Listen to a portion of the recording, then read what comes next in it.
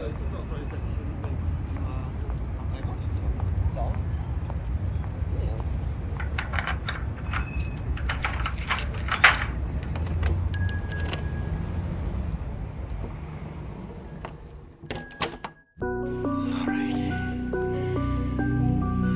wants some? Who's next?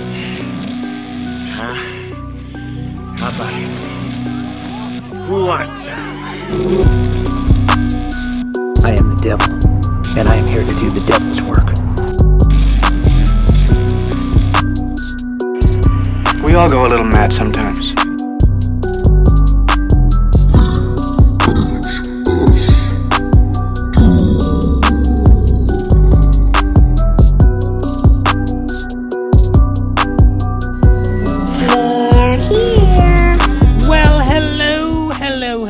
And welcome back to the very best place that you could be in the entire world, the VHS Doom podcast and rental store. That's not cranberry sauce! That's right, folks. Welcome to our very own VHS Doom Thanksgiving extravaganza. Here's my turkey noises.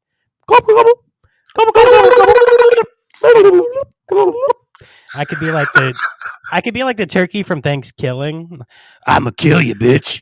But before we dive into any turkey, cranberry sauce, or not cranberry sauce, I think we need to check back in on our very favorite little Grundy. Mikey! Bro, you're back from the dead. How you doing? Wait, this isn't hell? What? I said, wait, this isn't hell? No, this isn't hell. You're back at work. Wait, was hell just shit. like this stuff? Yeah, nothing changed. Oh, wow. Really? Oh, shit. Yeah. Okay. Well, did you ever find out who that dude acting like your brother was? No. Like, he spent like a whole week or a whole bunch of time with your family. I kind of forgot about it. Everyone forgot about it. I didn't forget about it. When he disappeared, everything just went back to normal. Yeah, but I remember. Do you remember now that I told you about it? No, sort of. Kinda? Is it like foggy? Weird. Tiny bit. I wonder, maybe that was like a demon sent to like torture me about your death. I don't know. Probably. Anyway, wild. Anyway, yeah. So, if you haven't already, friends, please give us a like, follow, rating, and share us with your friends and your family. This episode comes out just a little after Thanksgiving on Saturday, after good old Turkey Day. And I hope, as I said in my last episode, that some of you played the show at the dinner table with your family and really brought everyone together through the power of VHS Doom. And so many people cried. If you did do that, we'd love to hear about it. You can shoot us an email at vhsdoom@gmail.com. If you didn't do that, why'd you bitch out? I don't know. They all cried. Yeah, or did you make all the children cry? Did Scabby jump out of your phone and smack your grandmother right in the face with his scabs? With the scabbies. Yeah, I don't know. But most importantly, friends, go ahead and subscribe wherever you're listening to us, whether that's Spotify. If you're listening on YouTube and you're checking out our merch store as Mikey scrolls through it right now, or if you're listening to us on Apple or we're even on iHeartRadio and all kinds of stuff. So wherever you're listening, hit that subscribe button. That way you know when the show comes out. Do we have any listens on iHeartRadio? I don't think so. Or like Google or on Amazon. I don't think we get a lot of listeners there, but that's okay. Scamazon. Well, now we're never going to get any listeners. Thanks. But yeah, if you are listening to us there, hit that subscribe button. That way you know when the show comes out. It really goes a long way to help support this, the show, gets our show out in front of more people. I want to say a big thank you to our Spotify subscribers. Because of all of you who have subscribed and who listen to us consistently, Spotify is now putting us out in front of more people. So somewhere like 2,000, 3,000 people a week are seeing the show in their feed. Hi, everyone. I just wanted to take a quick second to apologize. We were having terrible technical difficulties during the beginning of this episode, which did fizzle out later. But unfortunately, that means I did not get to hear Mikey's classic opening of the Sody Pop. So I guess in that sense, he didn't get me. Not this week. Sorry, Mike. Next time. So thank you for that. That's really cool. We appreciate you guys for supporting us. If you are watching on YouTube, you already saw the merch store. If not, go check out the merch store, vhsdoom.com. Scroll all the way to the bottom, and you'll see a link to our merch store. We are getting a couple orders in, Mikey. I had somebody order 2 shirts the other day. Oh, nice. Yeah, really, really cool stuff. They ordered the Beast and Heat shirt, and then they ordered, what did you order? Yeah, I think they got Absurd as well. Yeah, I think they got the Absurd shirt as well. So if that is someone who's listening to this podcast, shoot us an email and let us know. I really appreciate the support. We truly appreciate all of you who are supporting this adventure for us. And as I've said, all proceeds go to getting Mikey a Mikey. But yeah, so anywho, we appreciate all you guys supporting us in this adventure. We couldn't do it without you guys. You make this show what it is. We're just here fucking around, and you guys keep listening. So thanks. Also, as I say every week, we want you to come on the show. If you're a band director or actor promoting a project, we want to talk to you. And I am excited because I believe Troy's friend's band may be coming on if I can organize everything. He sent me the contact information a little while ago. I've been kind of behind because of personal life stuff and being out on vacation, but I'm going to see if I can organize that, and we'll get to talk to a band. So finally, we'll get somebody on the show, who's promoting their artistic endeavors. And that's what we want. That'd be really cool. Am I frozen again? You're staring at me crazy. Yeah, you were. I'm frozen. I heard none of that. Okay. I didn't hear any of it. Oh, you didn't? Oh, okay. No. All right. Well, let's see. All right. That's okay. I didn't need you to talk, so that's all right. All right. So this week, we have an amazing episode in store for you, full of Jacksonville shenanigans, motherfuckers. Lots of not cranberry sauce, and one of the most brutal ends for a therapist that I have ever seen in any movie ever. Holy shit. One of my favorite kills ever, even though you don't really see it. Massacred. Yeah. But before we dive into all of that fun, Mikey, dude, how have you been, man? I've been good. Just spending a lot of time with the family and stuff. Finally back from the dead, so you get to hang out with them a bit. Yeah, that's all I've done because I was dead for a while. Yeah, for sure. Okay. When you're dead for a week, that's like in scabby time, that means like now it's been like 90 years. Oh my god, that was like 90 years? Holy shit. So what did you do in hell? Nothing really. I was just sitting there. For a while. And then I saw a hamster, and that was it. A hamster? Yeah. Okay. His name was Fred. Funny. Your brother, or not brother, Ekem, when I asked him what does he do for fun, he said he just sits behind things and like lets people come hug him. I don't know who that was, and I don't know what that means. I heard the episode over again, and I'm really confused, like what he means by like when he sits in the back, everybody knows he's there, so they give him a hug. Like I don't understand that. I don't know. I really don't know. It was freaky. It sounded. I mean, you almost sounded like that about being in hell, though. You just sat around and looked at hamsters. Like, did anybody? Well, yeah, I was stuck in a room with one hamster, and it was like the size of a dog. And I was terrified. That is horrifying, dude. No, it was a capybara. One of those like Australian like giant hamsters. Oh yeah. I hear those are nice though. Did it try to bite you? Did it nibble your toesies? It didn't have teeth though. That was the creepy part. So it just gummed your toes? Tried to. Oh my god! You're like, get out of here, you goddamn capybara! His name was Frederick, and he told me to tell you to eat a dick. I don't know why. Wow, Fred the capybara. They know you in hell, apparently. What do they know me as? A pussy. I don't know. Wow, really? God damn. That's what they said. That's why the capybara called you a bitch too. I don't know. Really? I wonder. Is it because I'm like not talking to Balthazar right now? I think that's what it is. I think you have to get right with Balthazar. This is going to keep happening. Yeah, maybe I'll give him a call at the end of the show and kind of a heartfelt little hello. Yeah, give him a little hello. Be like, listen, you know what? Have you two buried the hatchet, you and Balthy? I don't know because he wasn't there. Right. He was sad and he had to leave. He said. Oh, okay, got you.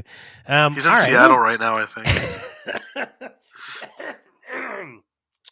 Does he like the rainy weather when he's sad?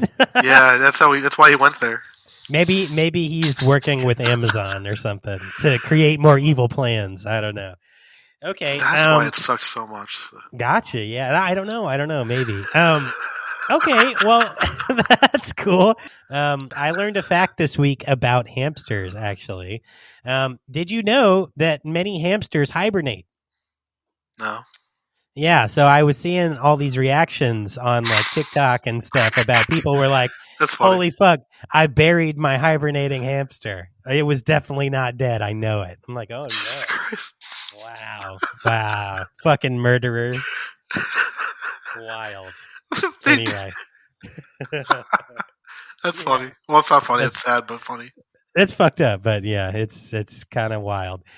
We've been committing hamster genocide for years, folks. Anyway, so yeah, that's look at that little C4 energy. So what have you watched, bud?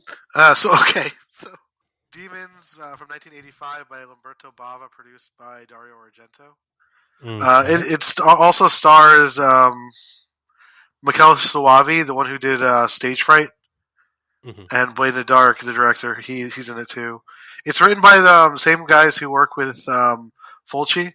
Well, same guy, Dardano Sacchetti. So pretty much a random group of people were invited to a screening of a movie, and they find a mask and they touch it, and they become these like zombies, but they're like Evil Dead, like kind of like Deadites. Okay. It's like a gore. It's like once it starts going, like it's almost like Dead Alive with all the kills and stuff. Nice. Okay. And they're stuck in like this music hall.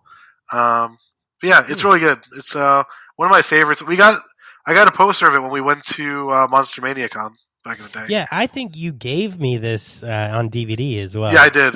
Yeah. Mm-hmm. I have the 4K of it. I have the Blu-ray of it too. Nice. And the second one I watched was Lamberto Bava's Ghost House. This is considered in Italy as the third Evil Dead movie, or La Casa 3. Was that Umberto Lenzi's? That's what I said. You said Bava's. I was thinking of the first movie, sorry. No, Umberto Lenzi. Yeah. So it's pretty much like a Poltergeist ripoff that turns into a slasher movie. Oh, okay. All right. And there's this weird clown puppet that's even creepier than the one in Poltergeist. Nice. All right. Yeah. All right, cool. It's worth a watch if you like crazy like 80s movies. The first kill is ridiculous too. Fan breaks off and hits the guy in the throat. Nice. Okay, cool. That sounds fun, man. Yeah, Mortician sampled it for their song Ghost House. Okay, cool. I love that you always know those notes too. That's how I found out about it, though. Oh, originally, yeah. Oh, okay, nice. Because of all the samples they use at the beginning of all their songs. Yeah, I always kind of wonder, like, do you find the music first, or do you find the movies and then find the music? When I was in high school, it was like the music led to finding the movies. Because Mortician and Impetigo both used like horror movie or exploitation movie samples. Yeah, for sure. Okay, cool.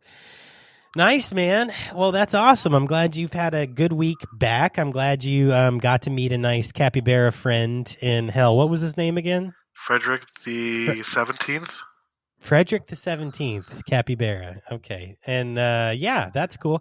And then yeah, I'm glad you got to watch some good movies when you got back to kind of, reincorporate back into the living room. And I went with the 80s too.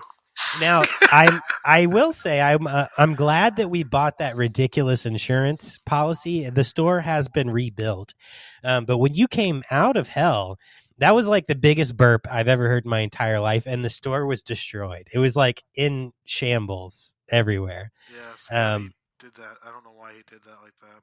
And yeah, it's like the store exploded all the way in Kentucky. Holy shit! Yeah, that was wild. I'm glad I didn't like get crushed to death or anything. But too bad you did though. Oh yeah, Hugh got just murked. Poor Hugh. He was like in pieces. But the good thing about Hugh is that he's a deadite. So we saved his head. Here he is. So now we just have his head in this cute little box that the insurance company gave me. What's in the box? It's Hugh's head. That's what no, I was doing the 7 thing. Come on. Yeah. No, I know. That's the answer. What's in the box? What's in the box? Right. Imagine it was Hugh's head when they opened Just climbs out. Holy shit, that would have been It's awesome. like mouthless, tongueless weirdo who just make noises. Right. Yeah, it would have been such a better movie. But anyway, yeah, no, I'm kidding. That was a fine movie. Morgan Freeman. Yeah. What the fuck? Bro, I'm getting so much echo now. I'm noticing it. I'm sorry. Do you want me to come out so I can do it again? Wait, no. We're going to have to stop recording and doing it. I'm going to stop the recording real quick. Can you hear me? Yeah, I can hear you. Can you hear me? We have the parts that make them go. Yes, we have the parts that make them go down at VHSDoomRentalStore.com. Right next to the Horse Machine Ranch. That's right next to HorseMachineRanchRoad.com's warehouse, where they keep all their horse machines and their ranch and their road. Yes. You changed your name again.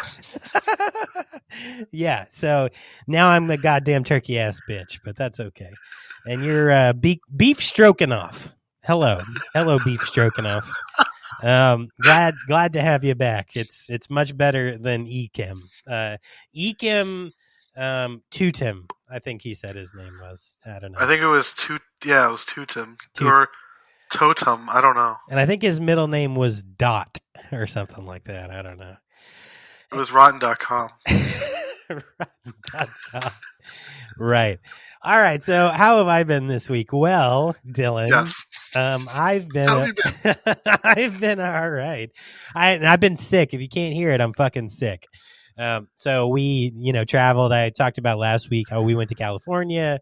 Well, there were some kids on the plane behind us coughing up a storm, and I was like, "Oh shit!" And my daughter got it, and guess what? She coughed and spit in my mouth. Essentially, Sammy did the same thing like 3 weeks ago, and every time he comes home, I feel like he'll get sicker. Dude, how do they amplify sicknesses? It's like I don't know. If you take a kid and you put a virus in them, it gets 18 times worse, and then they spit it in your mouth. You know? You're gonna laugh at this one. So 2 years ago, Sammy got hand, foot, mouth disease because being in daycare. Yeah, I got it too. Adults aren't supposed to get it. Yeah, that was crazy. I've heard that's wild. I've heard a couple people say that they've gotten it from their kids, but not many. I haven't heard. It was right after he started daycare too. I think one of Carla's coworkers actually had that happen too. That's just painful. Long ago. Yeah, I bet. I've never had it, knock on wood, and I hope I never get it. But yeah, she obviously got me sick. We've been sick together. Since we've been back from California, I've been trying to get stuff done around the house. I got some new work stuff coming in the next week or so, so I'm trying to just get organized with my own personal life and get things ready to go so I can jump into this new work experience. I can make a joke about it, but it would just dox you. Yeah, don't do that. Don't dox me. I dox you. That's how it goes. Pretty much. No, Mikey starts out every episode by saying his social security number, so I have to do a lot of editing from the get-go. And then the CVV of my credit card. Yeah. And then he just says the password of his email and says, good luck. Yeah. They can have my email. I don't care. You're right. Yeah. Or one of his 18 Twitters. I don't know. Which has 18 email accounts. Holy shit. Anyway, yeah. So that's what I've been doing, being sick and trying to get shit done around the house. What did I watch? So I really held true to Thanksgiving because we're about to be in Thanksgiving in a couple days. Today's Tuesday. Speaking of which, I can't wait for Eli Roth's new movie. Oh, dude, I've been seeing a lot of good reviews about that. Have you seen the trailer? I've seen the trailer, and I've seen a lot of people on TikTok specifically say this is the slasher for our generation. And I'm like, okay, all right, you little. I heard people saying it feels like Scream and I Know What You Did Last Summer, kind of like the post early slasher movies. Somebody also said that, from what I saw on Twitter, somebody also said that it felt like My Bloody Valentine also. Yeah, I've seen a lot of those comments, and I mean specifically the video that I saw most recently was from like a Gen Zer, and they were trying to like claim this for their gen. That's funny. Like this is our slasher, which is cool. I hope they get that. I hope that maybe there's a reawakening in the genre, and we get a little more. I've been waiting for this movie since 2007 when they did the Grindhouse movie. Yeah, like the preview on Grindhouse. Yeah, so same as they. I think there's only 2 of them left that they have to do. Yeah, and you know what? Honestly, I am excited about having a new Thanksgiving horror like slasher in general, because what I watched this week were the Thanksgiving staples. Outside of Blood Rage, of course, I watched Thanksgiving from 2009 by Jordan Downey Penis. Mikey, I forgot I put that there before we had the issues. Mikey motherfucking Mutant. Getting me with the notes. You're lucky. Did you really not see that? No, I did. God. It's highlighted, so I just figured I'd read it for fun. Everything else was highlighted on my end. That's the funny part. Right, yeah. So yes, Thanksgiving from 2009 by Jordan Downey is a ridiculous fucking movie.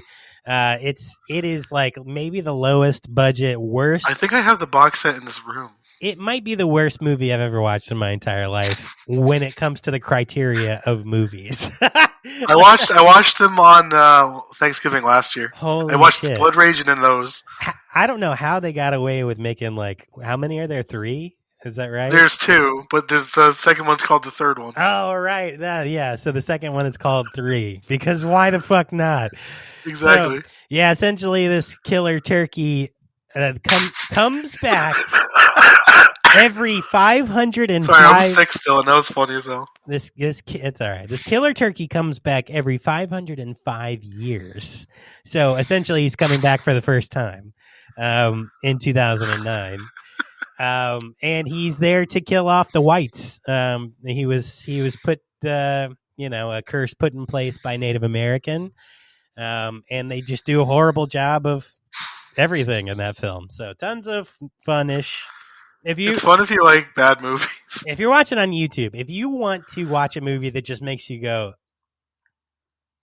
like all the time, the whole time, like what the fuck, really? Definitely go check that out. And I mean, I'm not going to spoil anything, but I'll just say there's a little bit of radioactive insanity at the end. So can't beat it, man, for Thanksgiving. And then the second film I watched was actually from 2020, so a much more recent film. And I was drawn to it because it actually has an appearance by Linnea Quigley. It's called The Last Thanksgiving by Eric Lornick. Never seen it. Lorink. Yeah, you know what? It was only made on like a budget of like between $10,000 and $20,000. It's not great, but it's not bad. I actually had a lot of fun watching it. I think that the effects were good. The acting was like spotty here and there. Some actors did a lot better job than others. Obviously it was like a friend project, but the fact that they got Linnea Quigley in it and you got to see her act in like an older person's role is kind of neat. Essentially, there's a family that every year goes out and they handpick people who aren't celebrating Thanksgiving, and they make them a part of their own Thanksgiving. It creates some like Thanksgiving lore around like, cannibalism, and I thought it was a lot of fun. I think it's worth a watch. So those, as you always know, are both on Tubi because that's where I find all the random ass shit that I watch.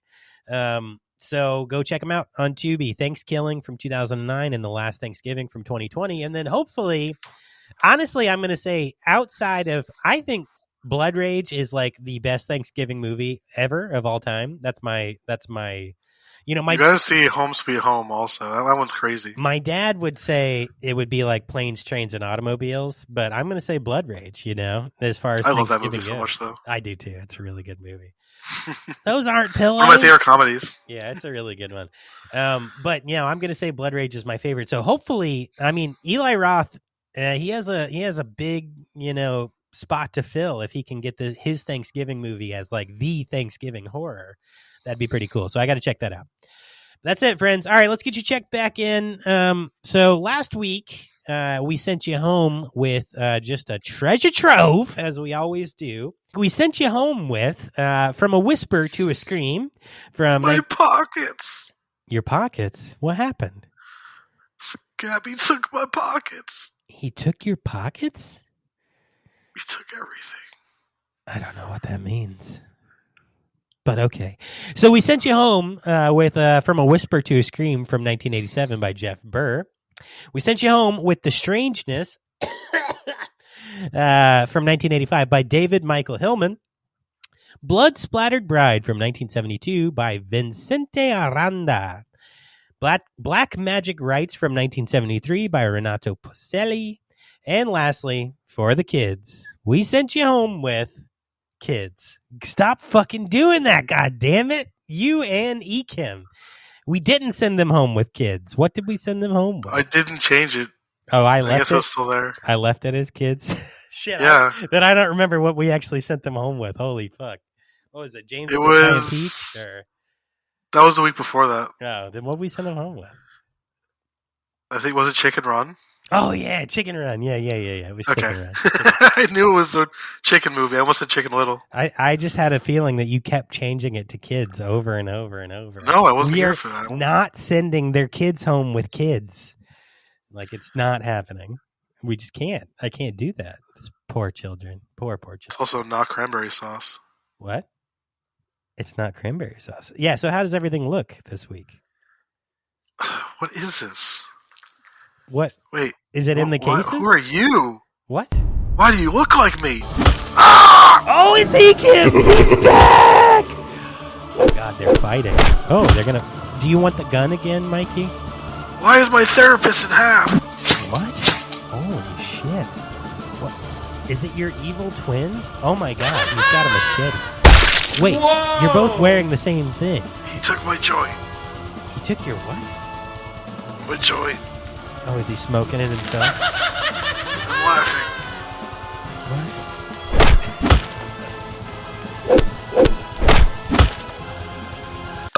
What? Okay, I'm better. Oh, okay. What? So what the fuck just happened there? He like stabbed me and took my joint. Who is he? And why are you smoking a joint at work? It was on the table from earlier. Oh, okay. So why were you smoking a joint at work? Because we own this place. Oh, right. Okay. Sets the ambiance. Right. It sets the ambiance, the mood. Okay. So So who was that? Why did he stab? I don't understand. He looked like me and he ran away. Was it Ekim? Was that Ekim? It might have been. Is he back? Someone would say. Oh my God. Are you Ekim? Because that's some bullshit Ekim would say. Did you just replace Mike? Okay. No, that might have happened, but it didn't. This is giving me real Blood Rage beginning vibes. I don't like it. I don't like it at all. It happened at a movie theater, and I just wiped the blood on the other person. Shut the fuck up. No. I should have said that. What? On the other person? Oh my God. Okay. How did the VHSs look? Does everything look in order, whoever the fuck you are? Why is Black Magic Right just like smashed into pieces? I don't know. Why is it in the case? Don't hit me with it. What the fuck? Who's hitting? Is he back? Who are you? He hit me with the broken VHS tape and stabbed me. Alright, it's all good. Everything is good except for me. Okay, everything's good. And Black Magic Right, the resurrection of Isabel. Oh my God, that's definitely not cranberry sauce coming out of your neck, is it? Oh shit. Okay. I'm bleeding from everywhere. From everywhere? Yeah, your eyes are leaking blood. You got blood coming out of your ears. I definitely see some blood pooling around in the grundle area of your pants. Okay. Wow. All right. Well, so it seems, friends, that maybe Ekim is not gone as we wanted him to be. Can you just go ahead and keep that pistol handy, old Mikey, in case that little whatever he is comes back in here? We want to be careful. So it was taken. The pistol was taken? Yeah. Oh, God damn it. I gotta get the shotgun ready. Hold on. All right. I think that was taken too. No, I keep an extra one in the back. All right, good. We're ready. I just made sure it was loaded and I accidentally shot it off. But that's okay. All right, we're ready. Holy fuck, this place is wild. At least he didn't mess up my nice Thanksgiving table that I set up here for all of our regulars. Okay. So I guess 4 out of 5 not being destroyed is pretty good. We'll get those restocked, but we hope you guys enjoyed those movies from last week. Yeah. That's definitely not cranberry sauce. It's still leaking out of your neck there, buddy. Holy fuck. It tastes good. You're tasting it? Don't lick your own blood, you fucking vampire. Stop that. All right. That's illegal.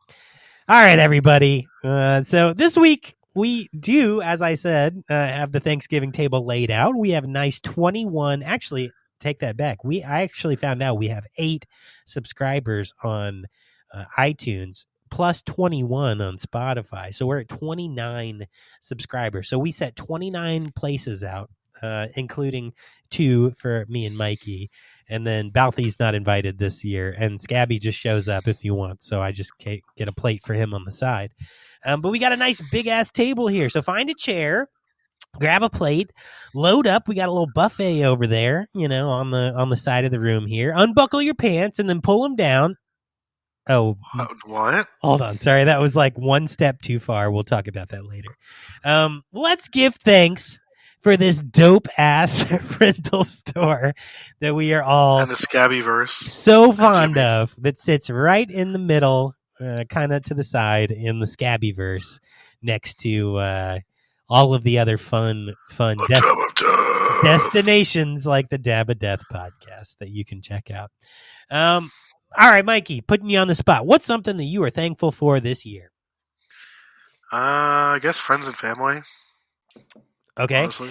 Is that it? Nice. All right, cool. This awesome podcast. Yeah, for sure. No, I think those are great. Know. Just like friends and family and everything. Yeah, man. Yeah, for sure. I think this year I am thankful for the family of VHS Doom that we've built. Family. Ah! Oh, no, it's Peter Griffin. Oh, no. Not again. All right. Fucking get out of here, Peter. You're just fucking invited. You can't show up every time somebody says family 3 times in a mirror. All right? It's not allowed. Okay. Goodbye. Yeah. That sucked into the void. Oh, you did? Fuck. No, he did. Oh, he did? Oh, okay, good. All right. Yeah, so I'm thankful for all of you who are joining us every week and, making this place so special. You keep coming back even though all of the dangers keep trying to take you out, and as customers, you're really great. We love you. I'm thankful for my family. I'm thankful for, that big ass fucking turkey we're about to chow into. And I'm thankful for both the cranberry sauce and not the cranberry sauce. So I love stuffing. Oh, fuck yeah, stuffing. Now, do you cook your stuffing in the bird or on the side? No, just on the side. Yeah, me too, right? I think that's like an old school thing for people to do. Yeah, usually like if I go to like a family's thing, it's like that. But when we make it at home, it's usually on the side. Yeah, same. So this year I'm making a turkey, mac and cheese. Oh, hell yeah. Yeah, I already made this like...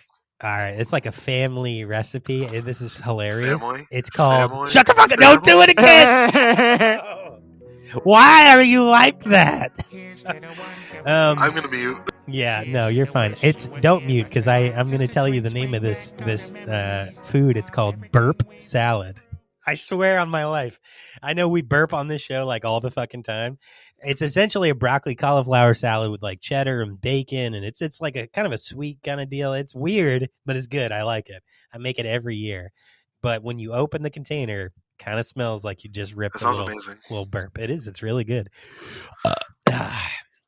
Yeah, man. All right, that's enough of that. You guys go ahead and get, sat down, get your plates, start unbuckling them pants and pulling them drawers down. I mean, stop. It's like we don't have HR because Balthazar's not here. But don't pull your pants down. No drawers down yet.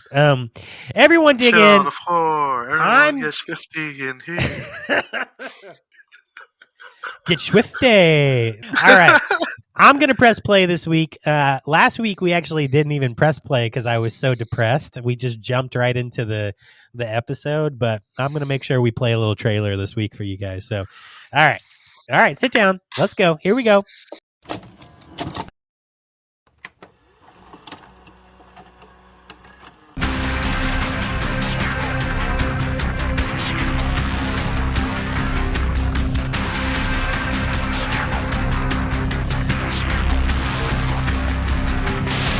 Looks like you're gonna get a chance to meet the rest of the family. My psychotic brother just escaped. I just don't want to spoil things. Anybody else need more turkey? No, I'm pretty good, thanks. I don't like to talk about my brother. It gives me nightmares. I mean, it is Thanksgiving. You know, somebody ought to tell him to get inside. Nobody should be out with my brother around. He looked exactly like Terry, except he had this really wild, crazed look in his eyes. There's somebody after me, and he's chasing me, and he's trying to hurt me. You're gonna hurt my kitty. Oh, God. You're a real sweetheart. You know that? A real sweetheart. It's not cranberry sauce, Artie. It's not cranberry sauce.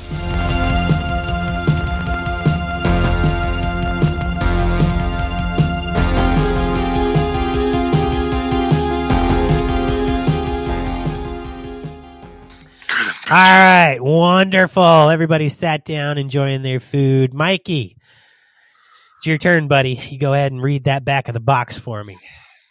A boy kills a man, accuses his twin brother of murder, and the innocent brother ends up institutionalized while the psychotic twin goes free. 10 years later, the innocent twin escapes, which triggers his brother into killing again. Oh, buddy, we're in for fun. Nice. That's a really and good boy, one. is the 80s hair ridiculous. Oh, yeah, but that makes it. It makes it. It really does. Okay, cool. So just a couple cast, crew, and company notes here. So Blood Rage, which is also known as both Nightmare at Shadow Woods and the title Slasher, which is interesting to me that they just called it Slasher. There have been movies called that, though, before. Yeah, that's cool, though, to be that direct with it, I guess. Maybe in the 80s. I don't know. There's a bunch of probably in the 90s. I know there was a TV show recently that was called Slasher. Yeah, I find it interesting that they didn't lean into the Thanksgiving theme, despite having so much Thanksgiving dialogue. You know what I mean? I remember the movie Blood Freak. The guy does smokes weed and he becomes a turkey. Oh yeah. Yeah. I just remembered that now. Yeah. Nice. Cool. That's another one you guys should watch. Yeah. Add that to your Thanksgiving list. But yeah, no, I'm surprised with the title they didn't lean in to like Cranberry Rage or something like that. I don't know. Anyway, this is Rage. Right. This is a 1987 American slasher film that was directed by John Grissmer, which was written by Bruce Rubin and starred Louise Lasser in one of my favorite horror mother roles, probably of all time. I'm serious, Mark. I remember the first time we watched it with your wife. Yeah, and you guys were like, "Is she for real right now?" I know, dude. But I've really come to love that role. But we'll talk about more about that later. It also stars Mark Sopper as both twins and Julie Gordon. It is set on Thanksgiving, and the film follows a woman and her adult son who are stalked at their remote apartment community by the son's unhinged twin brother who has escaped from a psychiatric institution after allegedly murdering a man years earlier. But the film features additional performances from producer Cantor, as well as a cameo appearance by Ted Raimi, which we'll talk about in a second. Filmed in 1983 in Jacksonville, Florida, the only film I like from Jacksonville, Florida, it was released theatrically under the title Nightmare at Shadow Woods in 1987 in a censored cut which eliminated much of the film's elaborate gore special effects. It was subsequently released on home video under the title Blood Rage, though the opening credits identify the film's title as Slasher. The film received a Blu-ray and DVD release by Arrow in December of 2015, which featured 3 varying versions of the film. So very cool stuff. It's a good one if you guys want to go out and get it. It's really good. The special features are great too. Nice. Actually, you know what? I meant to mention this back in the What I Did This Week. I actually picked up my first physical media purchase in years. What'd you get? I was at, you're going to laugh at me, but I was at Goodwill and I found I always go there. The trilogy for like $2 on Blu-ray of Underworld, which I loved. That was the first. That's cool. When you find stuff, it's awesome there. Dude, so Underworld is like not the best by any means but My Underworld. only problem with it is the cinematography. That's it. Yeah, the Underworld. It was during the time frame where they made everything way too dark, but everything blue. Yeah, and everything was blue. That was like the first movie that got me into horror. And horror, I'm gonna put in air quotes. That's an air quote burp. Because it came out when I was maybe between like 10 and 12. Now, once I was like a teenager, like 13, 14, 15, that's when I would go hang out with my friends and I would watch, we watched all of like the classic horror stuff. But I really, at like a young age, found a love for like scary-ish films from that series. So I picked up the trilogy on Blu-ray for like $2, and I was really happy about it. Yeah, it's usually like $1 or $2 when you for there. Yeah, I like that one. I got Kung Fu Hustle recently from there. Fucking for like love $2. That movie so much. Yeah, it's hilarious. Anyway, I was proud of that. So, last notes on cast, crew, and company. So the cinematography in this film was by Richard E. Brooks. It was edited by Christine P. Williams. The music was by Richard Einhorn. And it came out uncut, 82 minutes on March 29th of 1987. And there's no really information on the box office, either production budget nor I don't think there was what they made. Box office. Yeah, I don't know. So, yeah, so that's our notes there. Now, you had something you wanted to mention about good old Ted Raimi, right? He plays a condom salesman. Yes, that is his very first acting role. Yeah. So what's wild to me is that, so they filmed this in 1983, right? And it didn't come out until 1987, which makes me think that it lost I think it could have been a bigger franchise. It could have become a franchise if it had come out in 83 or 84 earlier. If it didn't wait, because like 87 is like when it starts dying down. Right, exactly. 87 is the end. It's tapering off for the golden age of slashers. But yeah, pretty cool that they got Ted Raimi to make his very first, and it's an unspoken role. He has no lines or dialogue, but he does have a vest full of condoms. And the guy that cracked me up when the first time I saw it. I didn't even know he was in the movie. Yeah. And then all of a sudden, when I watched it, I was like, "Oh my god! Oh fuck! Hey, it's Ted Raimi." Yeah, and when he opens his vest up and he shows the condoms, and the dude's like, "I like Trojan." I'm like, okay. I'm really glad that in 1983, when they were filming this, they were trying to, be an advocate for safe sex. So that's good. At a drive-in movie theater. Right. Yeah. Wild, man. Wild. So yeah, as I say a lot of times, this film doesn't have a ton of production notes, but we aren't going to cover the plot in detail this episode because I was able to find enough material that we can talk about this week.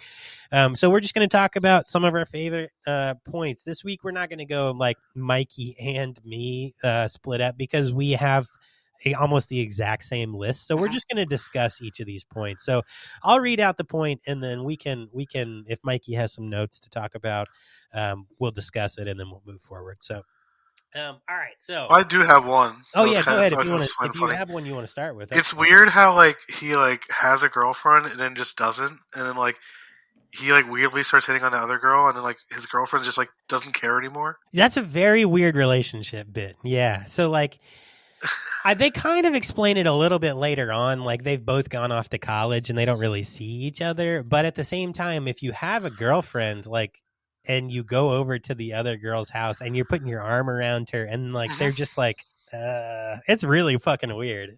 Yeah. That's a weird relationship. Yeah.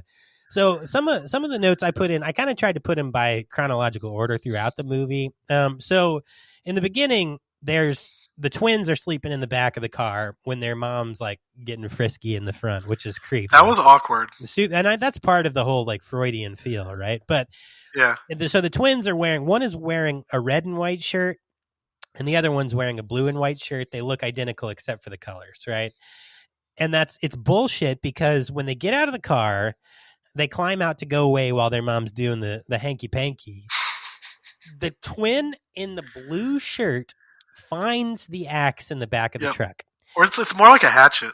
Yeah, kind of like a hatchet. And then it cuts to the twin in the red shirt murdering the guy, and then the twin in the red shirt hands back the axe to the blue shirt and then wipes rubs his face with the blood all over his face and said, he did it, right? Because he's in a state of messed shock. So did the innocent twin find the axe and give it to the evil brother? Or why did the blue twin take, or did they fuck that up on accident, right? Like, why did they have... I'm not sure. Why did they have the innocent twin pick up the axe in the very beginning? I was confused by that. I don't know. I thought that opening was funny. Yeah, it's funny, and that kill's really cool. I really like. I like the face, like the axe to the face, and the makeup they did was really nice on that. But yeah, the effects in this movie is amazing.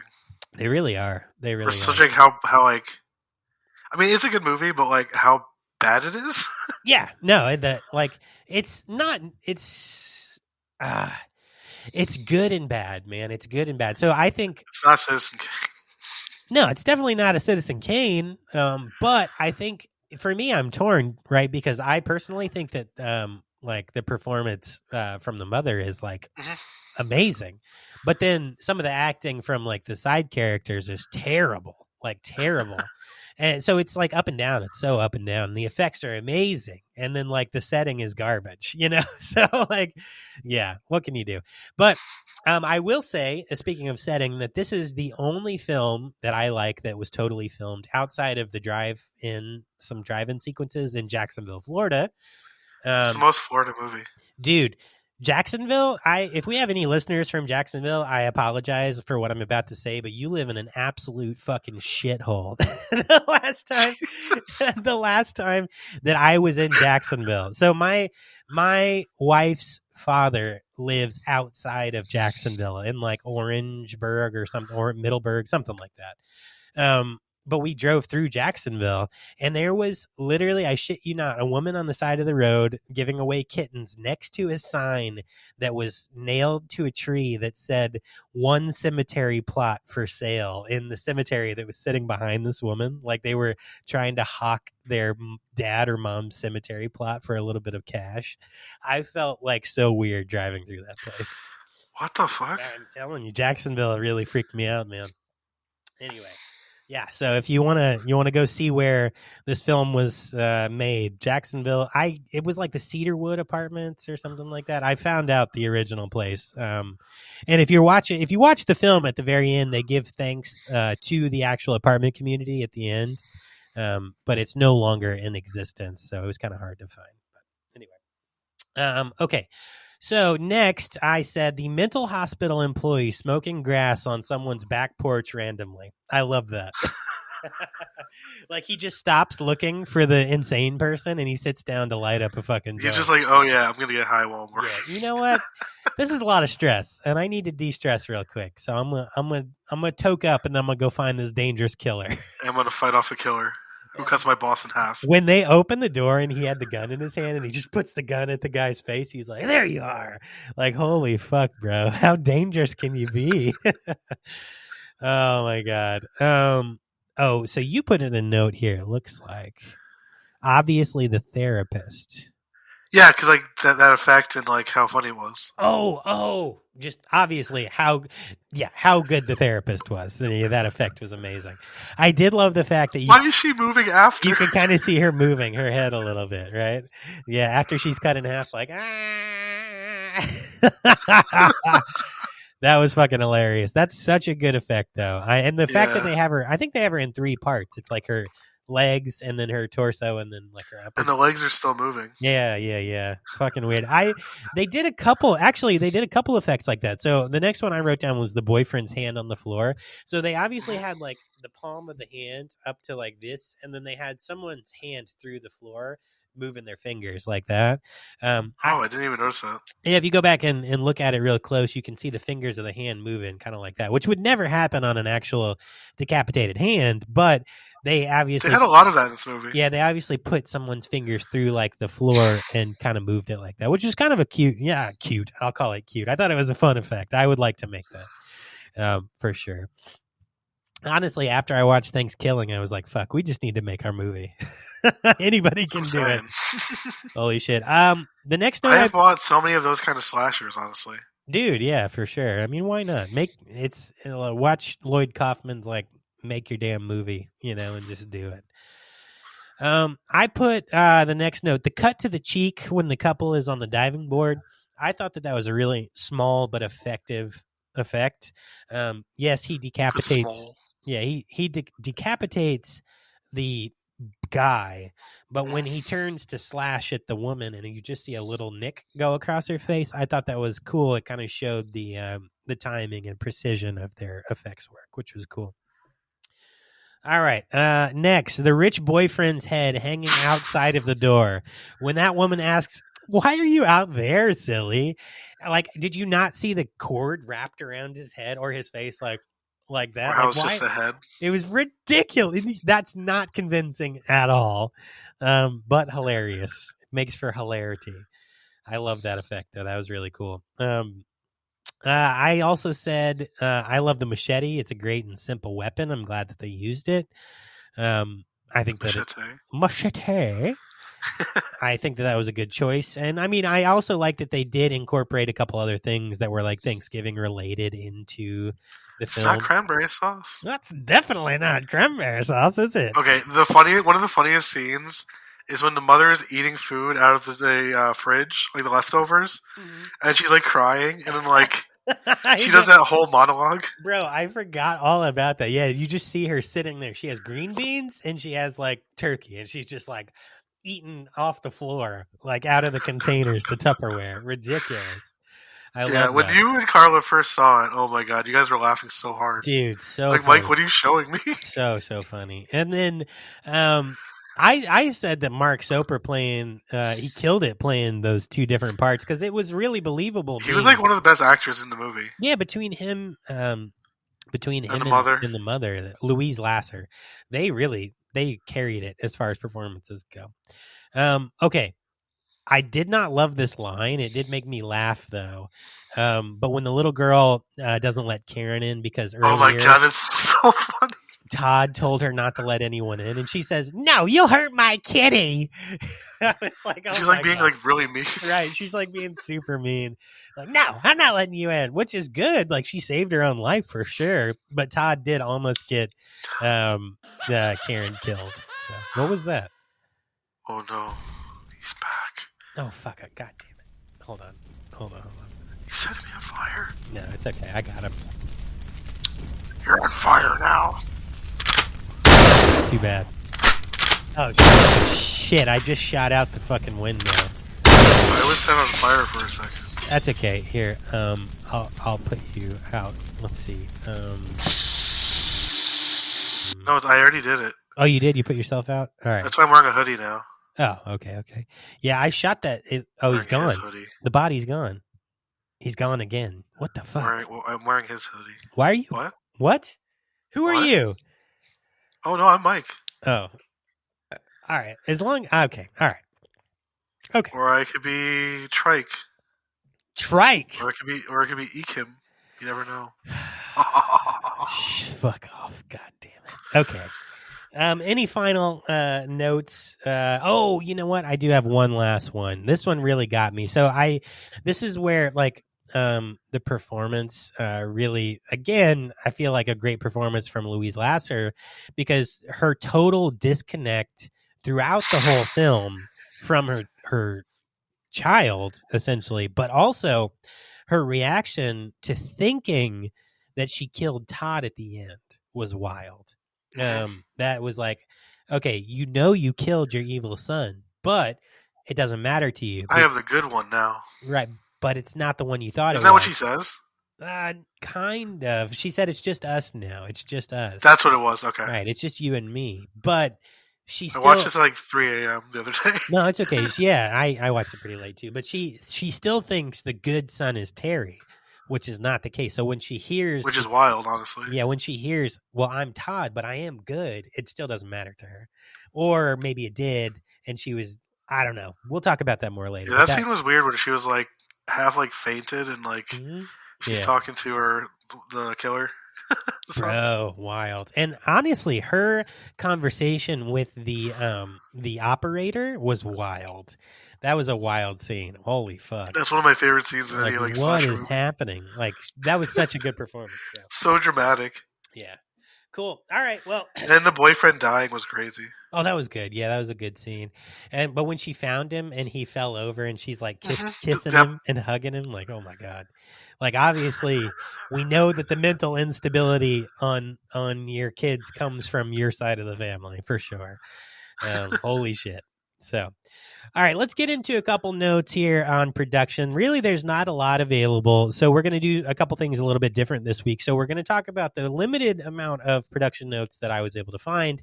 But on the Arrow Blu-ray, there is an interview with Ed French, and it's hosted on the Film School Archive on YouTube, so I was able to find it. So we're going to actually listen to the interview with Ed French after we talk about these limited production notes. That way we have enough material for this episode. So, yeah, so that's what we'll do.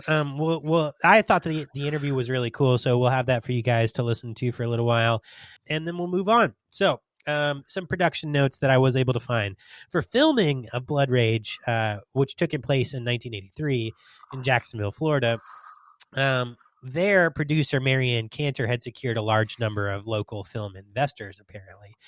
Scenes on the nature trails were shot on the campus of the University of North Florida, while the apartment complex was located in West Jacksonville, shithole USA. Additional filming for the opening drive-in sequence did take place in New Jersey, but I can't find specifically the drive-in or where that was at, so I'm not sure, but somewhere in New Jersey. According to Cantor, who was the producer, the only reason she appeared in the role of Dr. Berman, which is one of the best roles, I think, in the film, is because the actress that they hired to do the role from New York failed to show up for filming. Cantor also, that's crazy. Yeah, right. Cantor also noted that the production of the film was rocky, with star Louise Lasser and director John Grissmer not getting along on the set. So maybe some hot-headedness there.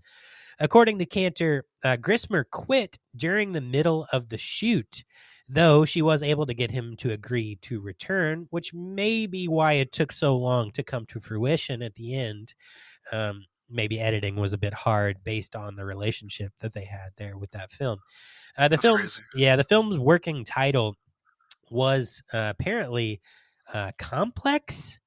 How many names does this movie have? 4?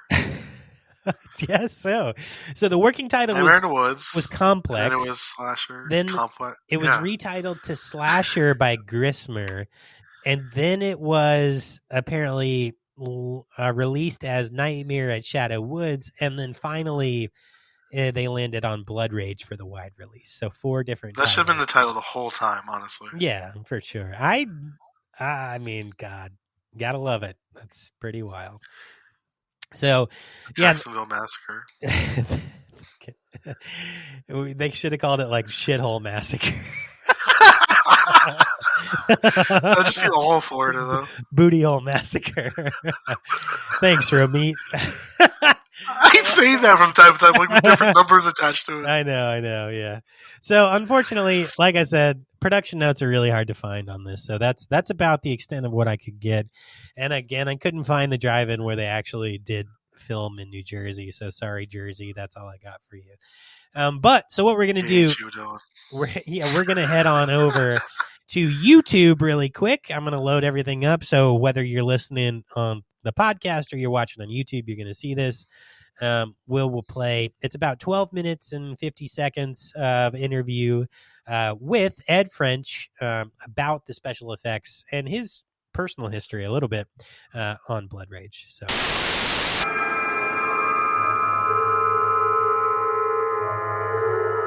I started in New York City as an actor. I worked on stage. I was one of the founding members of the Soho Repertory Company down in the Village. I worked in theater and I was good at makeup, and it seemed like I was noticed for doing makeup, so that became kind of a gateway.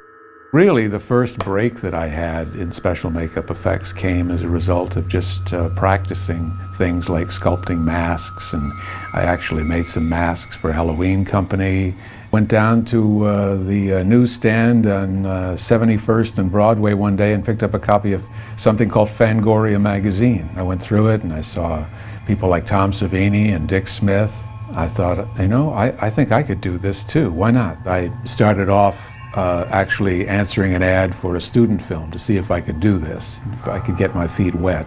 And it was a scene from 1984 where Winston Smith is being brainwashed into thinking he sees 6 fingers on his hand. So I created a 6-fingered hand for the actor. Coincidentally enough, Jane Benson, who was in Blood Rage, was in the student film also. I didn't know at the time that I'd be working with her in a few years on a real movie. You know, I was a big fish in a small pond in those days. There were very few people that were getting into the field of special makeup effects.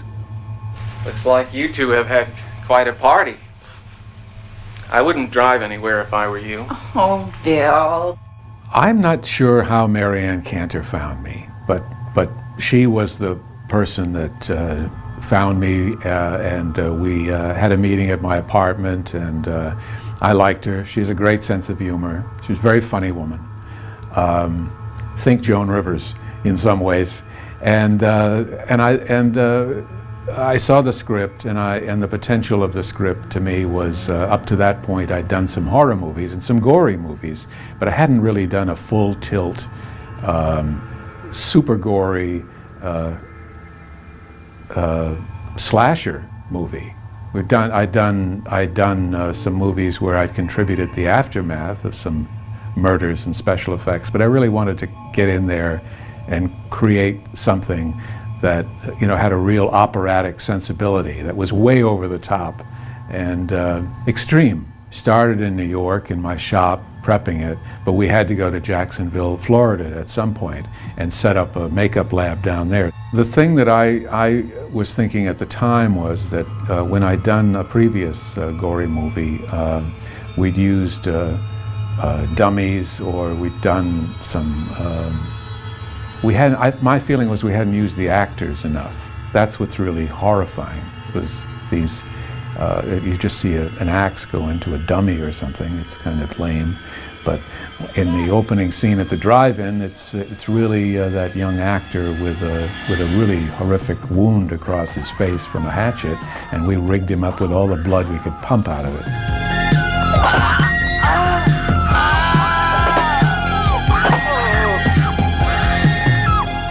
The challenge was to really design these effects. I wish I still had the storyboards. I don't have them anymore, but everything that was in the movie was very carefully laid out and storyboarded.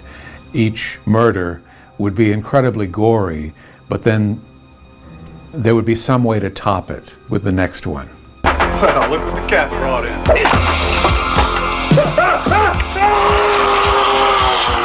I was trying to stage some effects that built, and hopefully there's a little bit of suspense involved. You know, what's the murderer going to do? And I don't know why, but I was sort of tickled by the idea that, I shouldn't say tickled because it sounds kind of sadistic really, but I was entertained by the notion that the murderer would actually dismember him first and then give him the coup de grace. The idea was he chops off his hand, and then, of course, we got kind of precious with it and decided that not only is the hand chopped off, but the hand is on the floor and crushes the beer can. How do you top that? Go beyond that, of course. Louise Lasser comes in later on and discovers the body has been, you know, placed in such a way that it falls over and then the head splits open and the brain is there. We really didn't want to scrimp on subtlety. Not for children. Of course it's not for children. Read it again. I had this notion that I would do a cameo in every movie that I ever worked on, and that was the last time I did it. I saw myself in the dailies and I said, you know, this is screwy, forget it, you know, just do your work. What are you doing up there?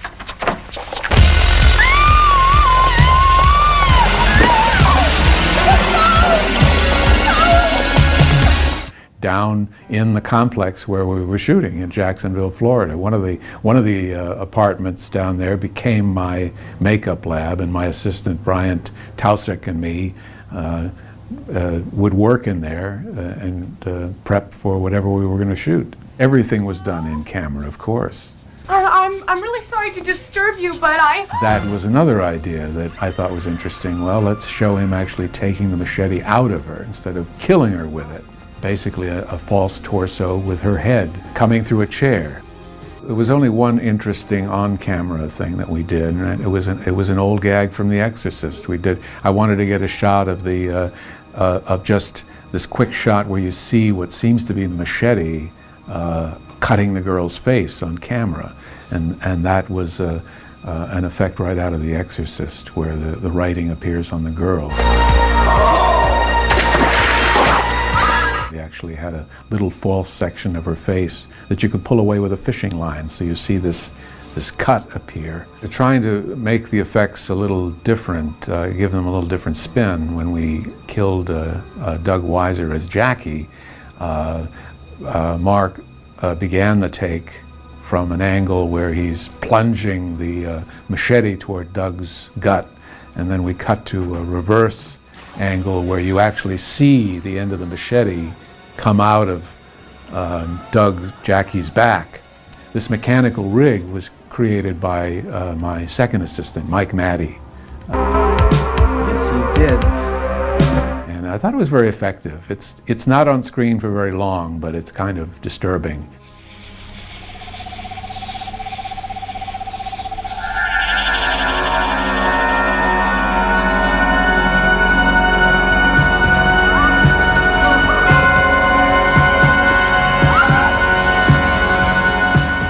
One of the things we wanted to do with Dr. Berman was not only was she bisected or cut in half, but I wanted to get a few seconds of her legs actually running away before they fell over. And we attempted to do that, and I believe it was shot, but I don't see it in the print that's out now. Maybe it didn't work. Maybe it was just too much. Hot bread, everybody. Looks like you're gonna get a chance to meet the rest of the family. My psychotic brother just escaped. Mark Soper was just very professional, very serious about what he was doing, and Louise Lasser was very vulnerable during the shoot. She had an acting coach, and I think worked very hard to make it as dramatic as possible. She had great comic abilities, and some of that shows, but really for her this was a very serious, dramatic performance, and I think she brought a lot of gravity to it. And nobody was under any illusions that this was anything other than a slasher movie. I believe it was called Slasher at one point. The director, John Grismer, thought of it as a movie called Complex, which sounds more like a Hitchcock movie than a slasher movie. And then it was called Blood Rage, which I think is the appropriate name for it. Nightmare at Shadow Woods, which sounds like Nightmare on Elm Street, which was absolutely the incorrect way to exploit this movie. If anything, this movie should have been exploited as a kind of a Thanksgiving horror movie. It all took place around Thanksgiving. It's not cranberry sauce. I think by the time Blood Rage came out, the slasher phase was already over. And in fact, when we did it, we were trying to exploit it. But I think that that wave had already crested. It was gone. My only memory of seeing this movie is that it disappeared from my life, and then I rented a copy of it on VHS, and none of my work was in it that I could detect. It had all been scaled way back, and I wondered what was the point of it. I don't think there's any point in watching it if you don't see all the effects. I think that Blood Rage and the other horror movies or slasher movies that I did at the beginning of my career had a great impact on my entire career. I wouldn't have had one without them. When I came to Los Angeles, everybody seemed to know who I was and what I'd done, and it helped me a great deal to establish myself in Hollywood. It may sound kind of cruel, but I thought there were better filmmakers. And I thought I should be working with better filmmakers and not just be doing exploitation. Also, I've gotten bored very easily with things I do in life. You know, I'd done the blood and the guts, and now I wanted to go back and work with actors and create characters. And for a while, it was science fiction. You know, it was Star Trek. I'm kind of happy with the way it's going now. I'm working on things like House of Cards. I think people in the industry here realized, look what he did with so little, and he could accomplish so much more if we give him a chance. So it was terrific, and you know, I'll never regret the experience of doing those movies. It's the fans. They create it. I mean, you can't create a cult film. Many mainstream movies have been, I think, produced in the hopes that they would become cult films. But the real deal is created by the fans.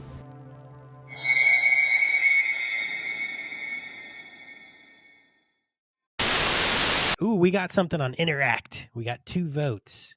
What did you think of this episode? So the Bearded Villain 83 says, I've heard a lot of horror podcasts. I have to say yours is the best and now my favorite one. You all have been helping me get through a tough time in my life. Keep up the good work, guys. Wow, that's so Wait, sweet. someone said that to us? Yeah, that's so awesome. Thank you. Bearded Villain 83. Thanks, man. I appreciate that. That's really nice. I didn't realize we had that. That came in 4 days ago. That's on Spotify? Yeah, I'm going to publish that. That's really cool. Oh my god. It looks like we do have, what was Ekim? Half of the people said a Voidnoid and half the people said a Skinwalker. Okay. All right. So I guess if you're listening on the podcast, you just heard an amazing interview with Ed French from the Film School Archive on YouTube, filmed originally for the Arrow Blu-ray. So hope you enjoyed that. I know it's a little bit different, but you know, we got to make it work with the amount of facts that we have for each movie that we cover. So, all right. So next we're going to go ahead and get into the box office and critical reception and release notes with old Mikey Mutant. Okay. So although the film was shot in 1983, as we said before, it was only given a limited release theatrically in the United States by Film Concept Group under Nightmare Shadow Woods in 1987. This cut of the film removes a considerable amount of gore effects. I wonder which effects it was taken out. I mean, yeah. This is the only version of the movie I didn't see yet. I don't think it was anything too much because if you look up in the notes for like the runtime, the censored version was 82 minutes and the uncut was 82 minutes. So I don't think they took out too much. Okay, because I've only seen the like main version of it on the disc. Because there's, as we said before, it came out with like multiple versions of it, so I've only seen like the first one, like the regular one. Yeah, for sure. Okay, alternate versions. Nightmare in Shadow Woods, which was also the cable title for it, which was on TV. Heavily edited, abbreviated much of the gore, but it contained a swimming pool scene not found in 1987's VHS Blood Rage version by Prism Entertainment. The latter contains all the gore, including early scene missing from the Nightmare at Shadow Woods version, where Maddie visits Todd at the mental hospital. Oh man, you know when she visits him and he smashes the pumpkin pie on the wall? I love that. That was such a good scene. Such a good Thanksgiving scene. Yeah. The film was released on VHS by Prism Entertainment in 1987 under the title Blood Rage, and the Nightmare at Shadow Woods cut of the film had a budget DVD release in 2004 by Legacy Entertainment. Okay. I never had that one. Oh. Arrow Films released the Blu-ray in 2015, and it was a 3-disc limited edition Blu-ray DVD set. It has a cool slipcase. I wish I brought it out. Featuring the Nightmare Woods cut of the film, as well as outtakes, composite cuts. Standard 2-disc Blu-ray DVD combination set was released in 2017. Okay, gotcha. Cool. Nice. Well, that brings us up to the most recent version from Arrow. So now we're going to move on in to our reviews from IMDb, otherwise known as our Happy Harambe or Angry Harambe Man. Okay, so I'm kind of having an issue finding bad reviews. Good. That's good news. There's been I'll go to 2-star, but 4-star was still giving it props. Okay. Oh my god. Oh, here we go. This one's perfect. You've seen this all before, except the film garnered some kind of cult status, but it's a tribute to the gore and violence because the film fails miserably. I'm sorry, that was really funny. Oh my god. I'm sorry. The acting is the worst, short of Troll 2. What? Troll 2? At least it had me laughing. Lois Lasser as the mother, and the acting was crazy. The gore was the only thing good about it. Okay. He said that the camp is like in vein of like John Waters. I don't even think that. Yeah. Honestly. All right. Should I take him out back? All right. Yes. One Just more. because you said it was generic. Right in the head. Yeah. All right. Cool. All right. Here's a short one for 10 out of 10. Okay. Cool. Blood Rage is a fun slasher movie. I absolutely love it. The kills, the gore, the soundtrack, and yeah, they just love it. Okay. All right. Cool. Well, we appreciate you and your 10 out of 10. And I'm sorry, it's all equal opportunity here. And It's like when I looked at like one star, it was one of them, but they were saying they love the movie anyway. Right. Yeah. See, that's the thing. Like, I feel like,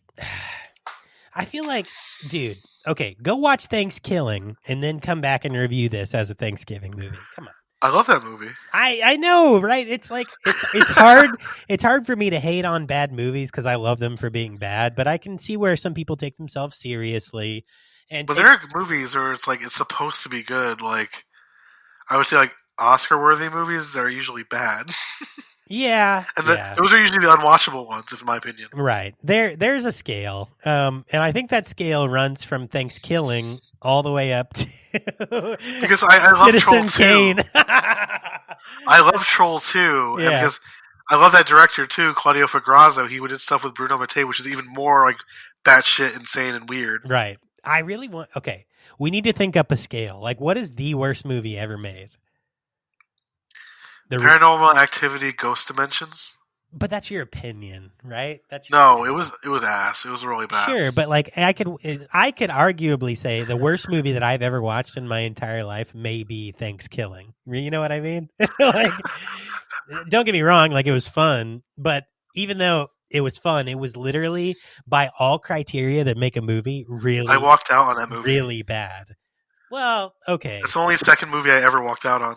Yeah, I don't know. Yeah, I guess it's easier for me to watch movies that are making fun of themselves and are bad than movies that take themselves seriously and are bad. You know? I mean, you love Black Devil Doll from Hell, and that was weird as hell. Oh my fucking god! What an awful. Or like, what was that movie with the little guy?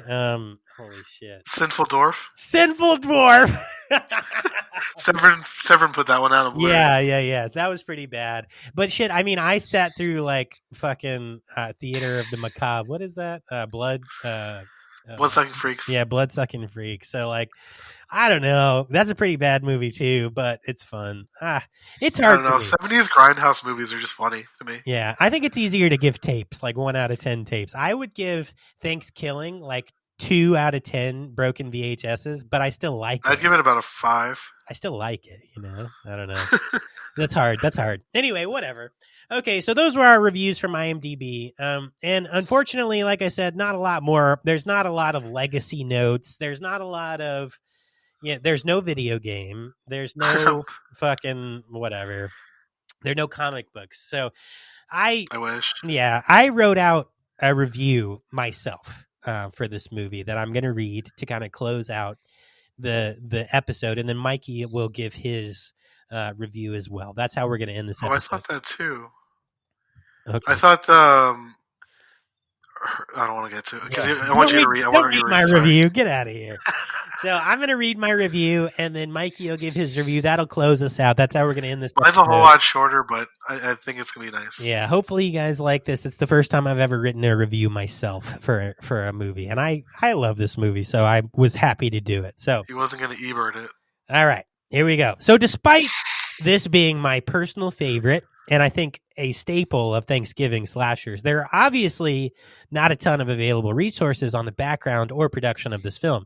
There were not any video games or comic books based on the film, and it was not elevated to a franchise status despite its obvious horror gold status. That may have to do with the fact that it was released 3 years after its filming, when the golden age of slashers was coming to an end, or it could be the amount of, quote, "that's not cranberry sauce" lines that did not hit with audiences quite as well as they hit with me. I laughed every single fucking time. And that was at least like 4 or 5 times. Maybe three to 5 times. Personally, I believe that the performance delivered by Louise Lasser in the role of Maddie Simmons is one of my favorite in the role of a mother in any slasher. This is the part I just read, and I was like, yeah, I agree with this completely. Yeah, of any slasher that I've watched.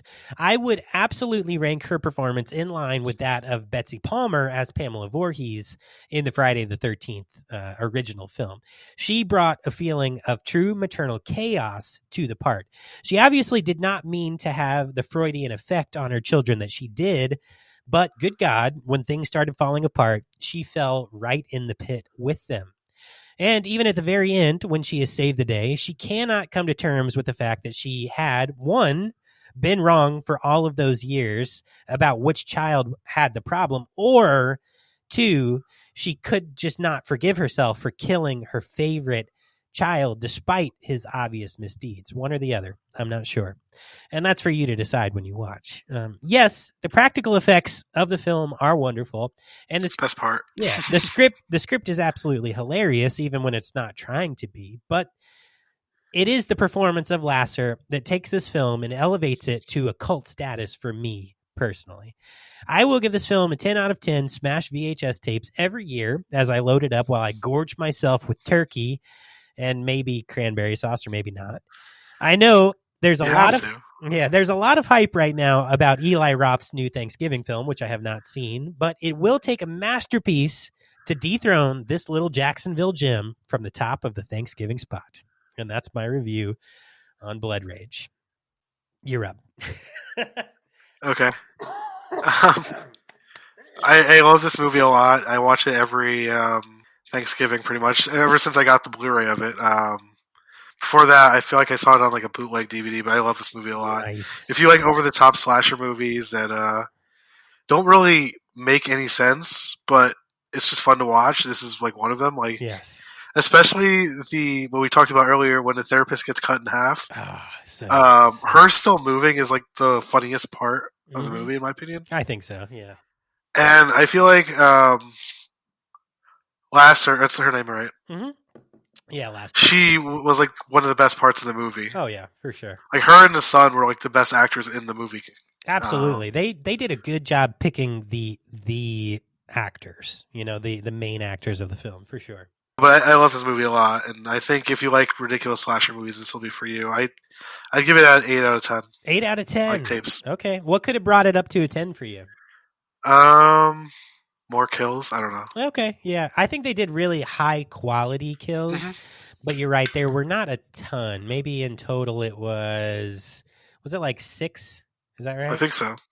Cool. All right, man. Well, that's it. That takes us out of this episode. I'm just going to end with this last line here.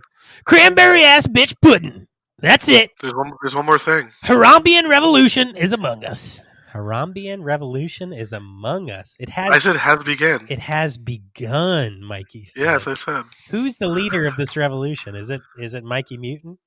No, it's Balthazar. Balthazar is a Harambean socialist? Okay. Yeah. All right. I love that. Let's go. All right, He's fighting a guerrilla war right now. That's where he is.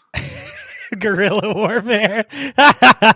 Okay. He comes back looking like Rambo. Holy fuck. And he's just got an army of silverback gorillas behind him. Holy. Literal gorillas. Right. Gorillas. Yes. Harambean guerrilla warriors. Yes. Okay. All right. Fuck off. Okay. Let's get you checked out of here. Grab your popcorn. Grab your candies. Grab your soda pops. I know you guys are full from all that turkey and maybe cranberry sauce and stuffing and everything else. But don't pull your pants down all the way yet. Not yet. We're not ready for that yet. This week, you're going home with a treasure trove. Why do you keep saying that? I don't know. Why? I don't know. Whatever. Get out of here. This week, you're going home with a treasure trove. First, we're sending you home with Thanksgiving from 2009 by Jordan Downey. Next, The Last Thanksgiving from 2020 by Eric Lornick, with a special appearance by Linnea Quigley as a person who can't decide whether or not she wants salad or turkey for dinner. Funny scene. You're going home with Lamberto Bavas. Did you write Lamberto? That's his name. Lamberto Bava is the director of Demons. Lamberto? Mario Bava's son. Yes. Oh, fuck. I was so confused. I thought you mixed up like Mario No. and Umberto. I'm like, no, I've been saying that the whole time, so I was confused when you first said it. All right, so you're going home with Lamberto, fucking weird-ass Italian name, Bava's Ask Demon. Mario, he named him that. Mario's fucking wild, Lamberto. One of the best directors ever. Yes. You're also going home with Umberto Lenzi's Ghost House. And for the kids, finally, this week, you're going home with Anastasia from 1997 by Don Bluth and Gary Goldman. Go ahead, give me your money. Come on. All right. All right, friends. Well, next week we got a real treat in store for you. Mikey, what are we covering on our next episode? 1987's Hellraiser by Clive Barker. One of the best horror movies of all time. Don't fuck with the box, man. Don't fuck with the box. That's all I can say. Don't fuck with it. What's in the box? Well, that's for you to find out. All right, cool. So that'll be next week. And let's do a quick little shout out before we get out of here. So, my shout outs this week, I'm actually going to say, first, my podcast family. That's right. All of you that listen regularly. You guys make this a really special place. The Scabby Man Extended Universe, too. The Scabby Man Extended Universe. All of those of you who have come over from Dab of Death or found us, on your own, we appreciate you. On TikTok. We are so glad that you have joined us for this ridiculous ride. Happy Thanksgiving, even though it's already passed. Even if you're a Canadian or a Britty Bean Eater, happy Thanksgiving. Also, I do want to just give a big old shout out to Bearded Villain 83 on Spotify. Thank you so much for your review. We appreciate you, and we're glad that you joined the fam. All right. Thank you for enjoying us so much. Yeah, for sure. Mikey, who you got? A couple of people. Couple creators in the WWE 2K thing on Twitter. Travis Alquez, Lamadorian, and then a couple podcasts too. Tangent of Horror podcast, my podcast, the other podcast, Dab of Death. Shout out to Jimmy also. In Films We Trust podcast and Doom Generation podcast, and then shout out to Troy, and then shout out to my wife Katie. Yes. All right. Hey, Katie. Miss ya. And shout out to my son Sammy. Yes. See, now I feel bad I didn't shout out my family. It's Thanksgiving. You can do it now. Yeah, no, that's okay. That's all right. They're fine. They're cool do people. Do it, motherfucker. You guys know I love you. This is where you put the fire and gun thing. So, Brenda. So, did I ever tell you about my neighbor? She's like 70 that's named Brenda that carries a bat around the neighborhood. No. Yeah, so Brenda's like this really skinny, like tiny old lady, and she carries a bat. Like it's like one of those little littler bats, but it's like a little Louisville Slugger, like tiny bat. Oh, is it like one of those almost like a baton? Yeah, kind of. In case like a dog gets out or whatever. It's like a billy club almost. Yeah. She's like a little old lady, so she wants to be protected. But I find that hilarious, so I call her Brenda because she carries the gat. You know what I mean? She's already always ready to beat the shit out of something. So anyway, shout out Brenda. If you ever happen to listen to this podcast, I think you're badass. All right. Finally, Grundle Knife Massacre Karen. I don't know why Mikey would write that in my notes, but he did. Don't forget, friends, come on the podcast if you have a project that you want to promote. Email us at vhsdoom@gmail.com. Troy, I got your email finally about your friend's band. I'm going to reach out this week. We'll see if we can get them on. And that's it, friends. Twerk till it hurts. We'll catch you next time. Peace. Stop writing shit in there. God damn it.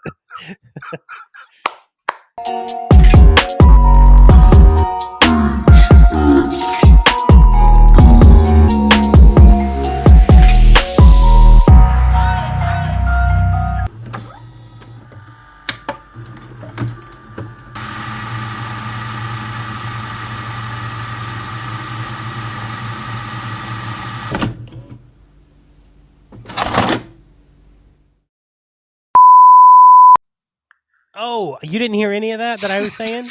I just no, it was like frozen and you were drinking something, so I don't know. Oh, that's okay. All right, yeah. So let's stop this. Let's reset everything, and then we'll come back in and start again. This is all really Scott's fault. Yeah, for sure.